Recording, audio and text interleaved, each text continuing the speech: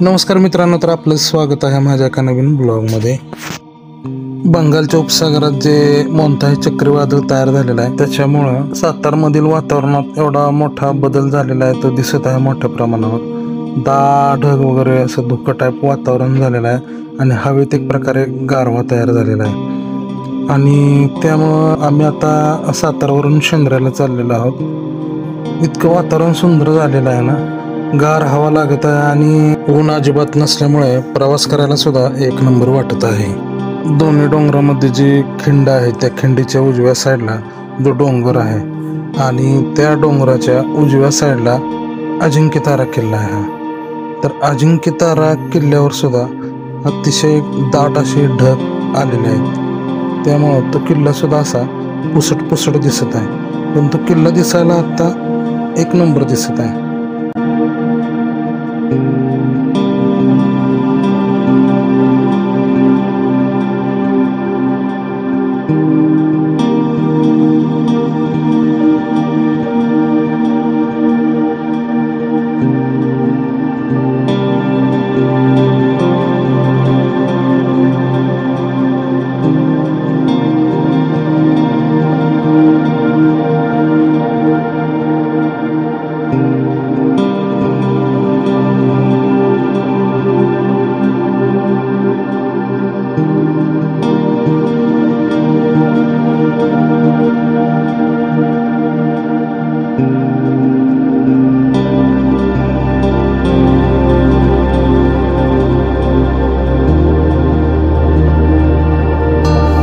मला सातारपासून शेंद्र्याला प्रवास करायला आवडते, कारण जो खिंडीमधून जो रस्ता जातो आणि जी खिंडीच्या दोन्ही साईडला जी दाट झाड आहे तिथून प्रवास करताना खरंच आनंद मिळतो।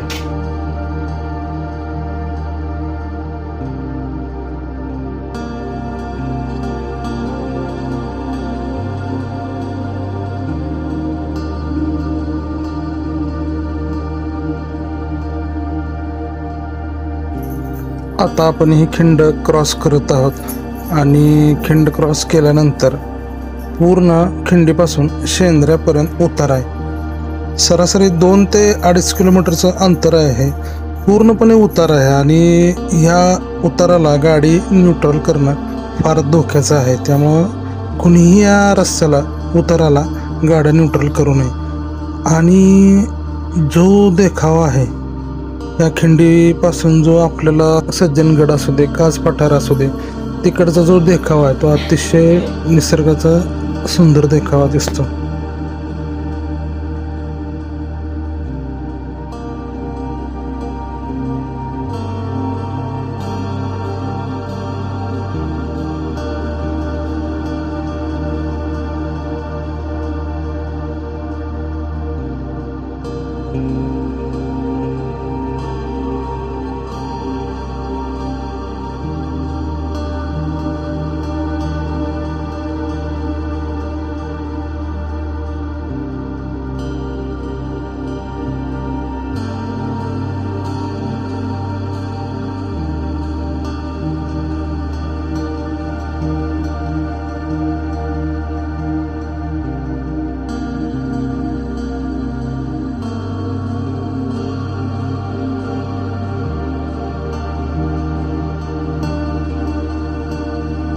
अशा प्रकारे मी नीरजला कॉलेजला सोडून घरी निघालो।